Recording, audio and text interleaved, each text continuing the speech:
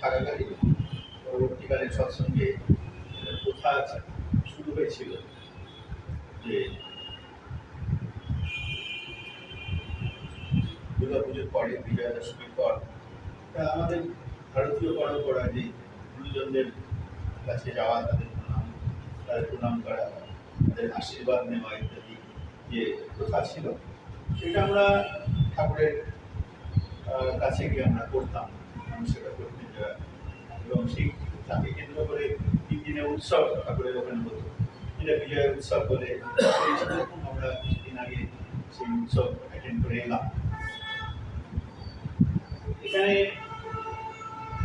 যে আমরা বহু যুগ থেকে হয়ে আসছি, গুরুজনদের কাছে যাওয়া, বড়দের কাছে যাওয়া, তাদের প্রণাম করা, তাদের আশীর্বাদ নেওয়া, সেই ব্যাপারটা আমাদের কাছে ঠাকুরের কাছে কি আরো স্পষ্ট হলো। আশীর্বাদ অর্থটা আমাদের কাছে কিন্তু তার আগে স্পষ্ট ছিল না। আশীর্বাদ মানে খুব পরিষ্কার ধারণা ছিল না, কিন্তু মোটামুটি আমাদের ধারণা এটাই ছিল, হয়ে এসছে এতদিন, বা যারা তারাও সেইভাবেই ভাবেন যে তারা আমাদের জন্য মঙ্গল কামনা করবেন, এবং সেটা কোনো না কোনোভাবে গুরুজনদের মঙ্গল কামনা করা, মঙ্গলের জন্য কামনা করা, এবং তাদের যদি মঙ্গল কামনা করেন তাহলে কোনো না কোনোভাবে মঙ্গল হয়, এই একটা ধারণা আমাদের আছে। কথাটা ব্যাপারটা ভুল নয়, এইভাবে ভাবাটা ক্ষতিকারক কিছু নয়, ভাবেই। তবে এর আরো গূঢ় অর্থ রয়েছে, সেটা ঠাকুরের এই কথাগুলি শুনলে বুঝতে পারা যায়। ঠাকুরের প্রত্যেকটি শব্দকে ভেঙে ভেঙে বলেছিলেন তো। ঠাকুর বলছেন আশীর্বাদ মানে অনুশাসনবাদ। এটা নতুন বিগত আমাদের সামনে খুলে গেল কথাটা। আশীর্বাদ মানে আকাশ থেকে কিছু একটা হয়ে যাবে, ঈশ্বর আশীর্বাদ করে দিলেন, ভগবান আশীর্বাদ করে দিলেন, গুরুদেব আশীর্বাদ করে দিলেন, বাবা মা গুরুজন আশীর্বাদ করে দিলেন, বাবা মা আশীর্বাদ করে দিলেন, শিক্ষক আশীর্বাদ করে দিলেন, হাত থেকে দিলেন। ওই ব্যাপারটার আশীর্বাদ পুরোপুরি হলো না। আশীর্বাদ মানে যিনি, তাকে তুমি গুরুজন বলে মনে করছো, যাকে চালক বলে মনে করছো, যাকে সর্বজ্ঞ বলে মনে করছো, যাকে শ্রেষ্ঠ বলে মনে করছো, তার অনুশাসনকে পালন করাই হলো আশীর্বাদ। অনুশাসনবাদ হলো আশীর্বাদ। অর্থাৎ যিনি বিধিটা জানেন, সেই বিধিটাকে জেনে নিয়ে সে তার বিধি মতন করে যদি করো তাহলে হবে, যখন করলে তখন সেভাবে তুমি পাবে। এই হলো আশীর্বাদ।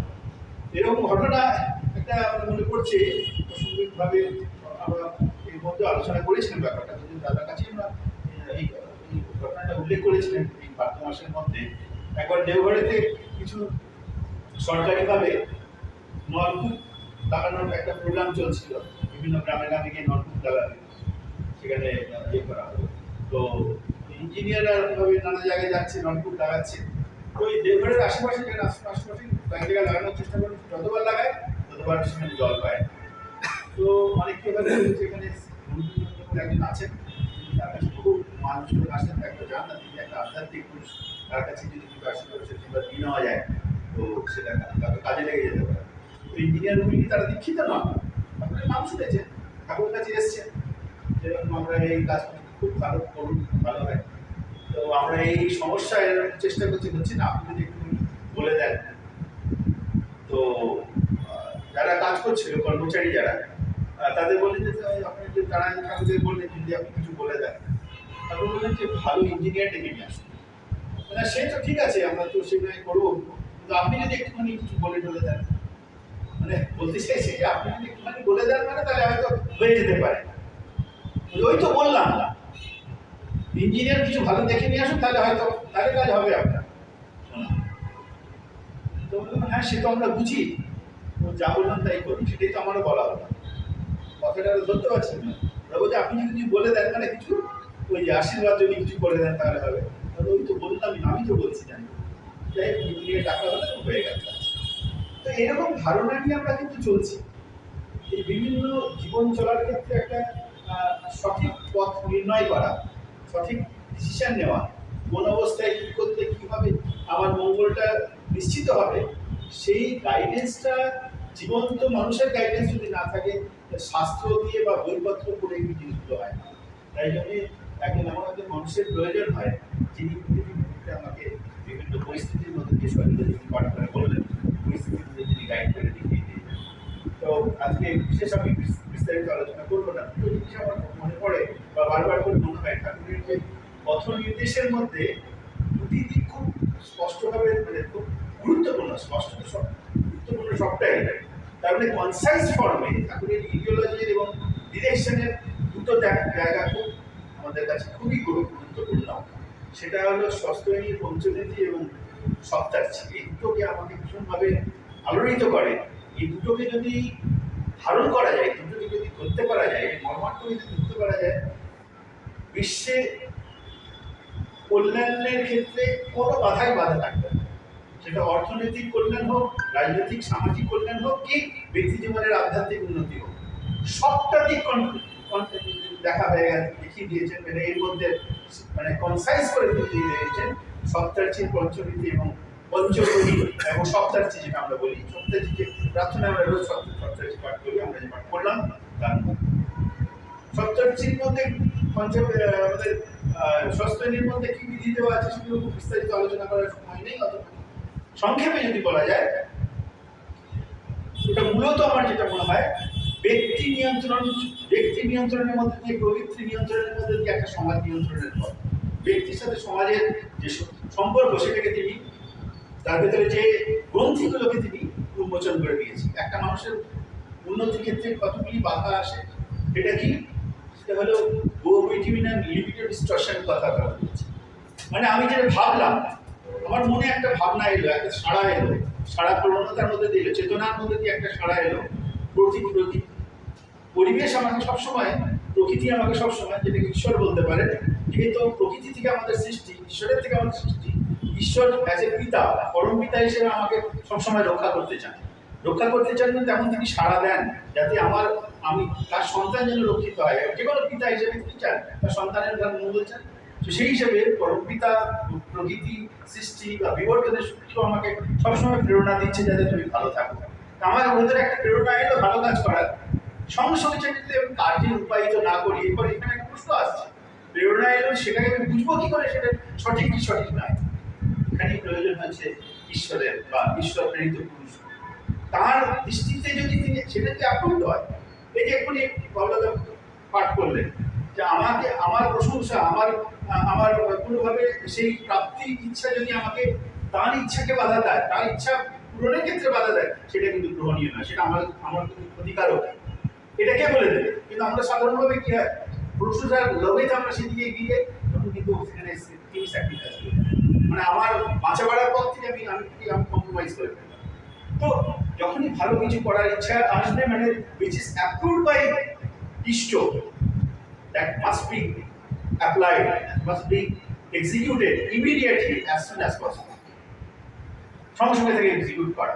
এর মধ্যে দিয়ে কি হয়, ভেতরে যে মোটর সেন্সরি কোঅর্ডিনেশন, মানে আমার যে সেন্সরি নার্ভ সাড়া দিচ্ছে এবং মোটর নার্ভ এটাকে এক্সিকিউট করবে, এই দুটোর মধ্যে যে কোঅর্ডিনেশন সেটা সম্পন্ন হয়। তাহলে যে এই মোটর সেন্সরি কোঅর্ডিনেশন ব্রেক করে যাওয়ার অধর্মের বা পতনের বা পাপের বা অন্যায়ের সবচেয়ে বড় কারণ, মানে মানুষের গ্রন্থি যেটাকে আমরা বলি ভাগ্য, দুর্ভাগ্য সৃষ্টির অনেক বড় কারণ।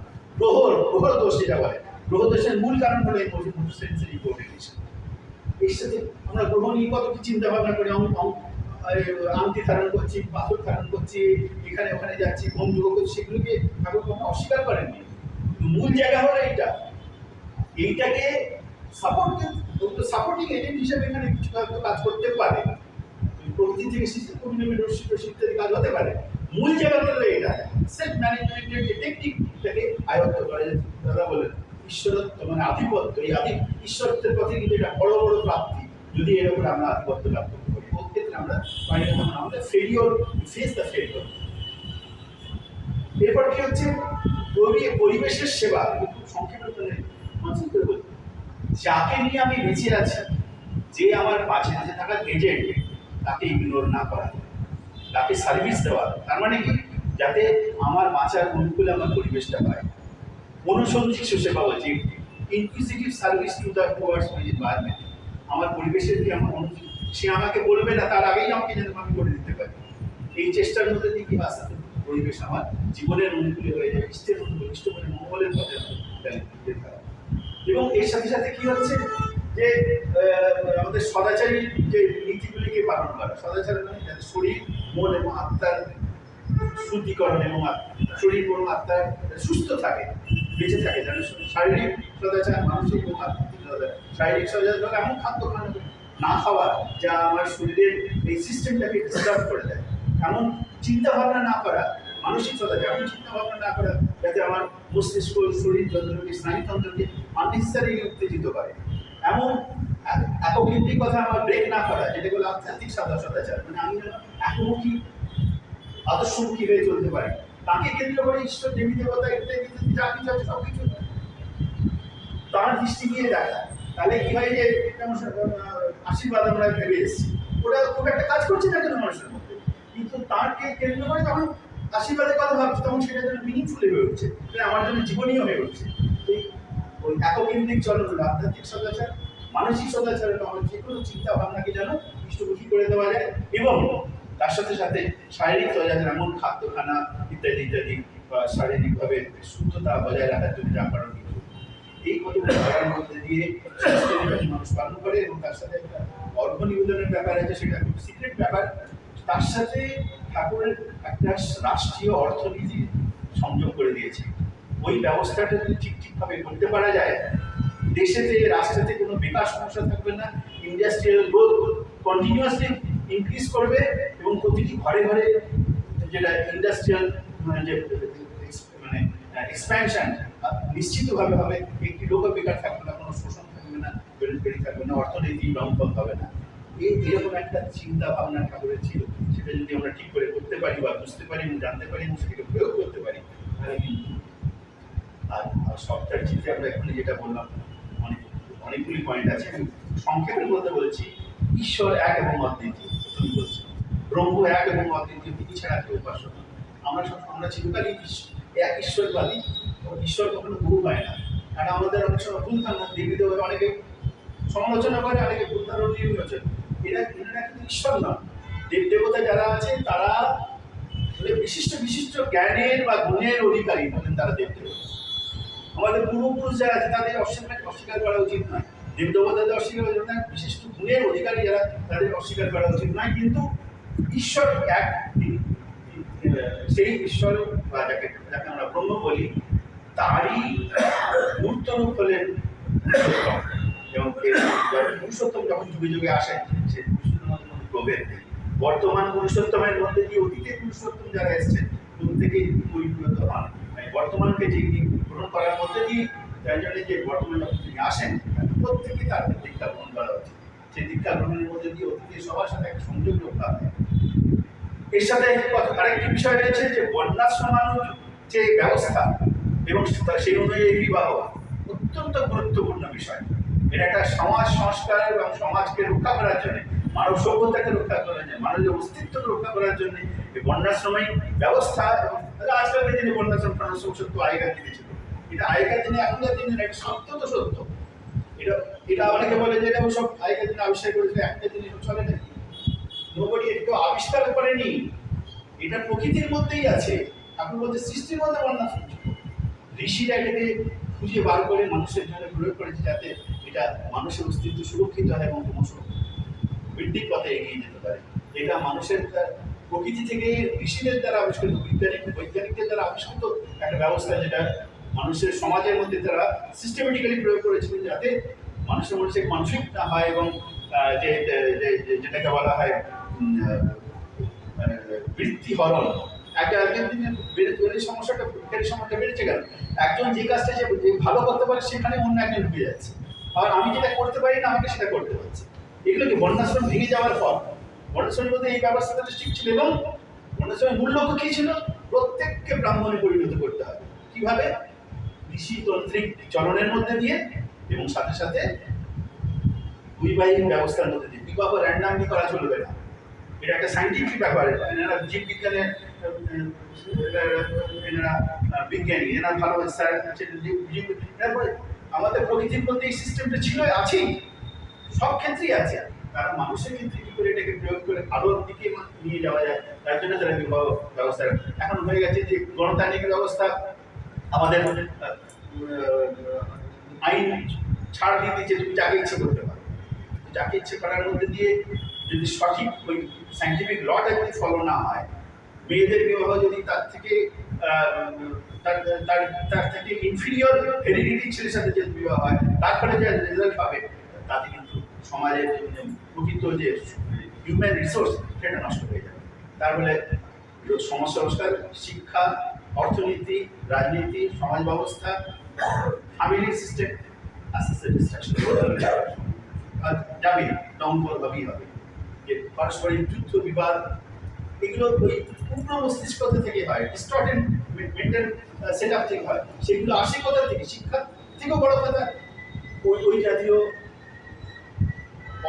আনসাইন্টিফিক ম্যারেজ সিস্টেমের মধ্যে দিয়ে আসে। সেটাকে রিফর্ম করার ব্যবস্থা আমাদের ছিল, সেটাকে নতুন করে ঠাকুর সাইন্টিফিক্যালি এক্সপ্লেন করে দিয়েছেন কেন এটা প্রয়োজন, কেন এই বিপদের ব্যাপার আমাদের রেস্ট্রিক্টেড থাকবে। তো এই যে সপ্তাহ চিহ্ন আমরা যদি ভালো করে দেখি, প্রত্যেকটা পয়েন্ট ঠাকুর এইভাবে কভার করে দিয়েছে। তাই ঠাকুর বলে তথাকথিত একটা দেবী দেবতা বা একটা গুরুবাদের সিস্টেম নয়, এটা একটা এমন জীবন গঠনের বিজ্ঞান যা আজকে পৃথিবীতে বেঁচে থাকার জন্য অত্যন্ত প্রয়োজনীয়। এটা ছাড়া মানুষের অস্তিত্বই শেষ হয়ে যাবে। মানুষের অস্তিত্বকে রক্ষা করতে গেলে, ব্যক্তির অস্তিত্বকে রক্ষা করতে গেলে, পারিবারিক অস্তিত্বকে রক্ষা করতে গেলে, সমাজ এবং রাজনৈতিক অস্তিত্বকে রক্ষা করতে গেলে এবং হোল হিউম্যান সিভিলাইজেশনকে রক্ষা করতে গেলে এই পথের মধ্যে দিয়ে যেতে হবেই হবে। ঠাকুর এক জায়গায় বলছেন যে আমি থাকি বা না থাকি, আগামী দিনে আমি থাকি বা না থাকি, বা আমি আজকে যা বলে যাচ্ছি আমি লিখে দিয়ে বলে যেতে পারি, আগামী দিনে মানুষ এই জিনিস মানতে বাধ্য হবে, স্বীকার করতে বাধ্য হবে। আমি আজকে দেখি বা না দেখি, কোন কোন সাহসের মধ্যে দিয়ে এই জিনিসটা বলছে, কোন নিশ্চয়তার মধ্যে দিয়ে কথা বলছে।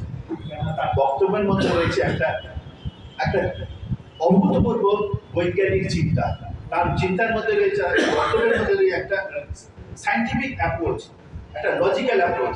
তাই সেই জায়গায় দাঁড়িয়ে তিনি বলতে আমরা যদি সেগুলোকে অনুধাবন করতে পারি, আগামী দিনে নিজের এবং বিশ্বের অস্তিত্বকে রক্ষা করার জন্য এর কোনো বিকল্প পথ নেই, বন্দে অনুসরণ।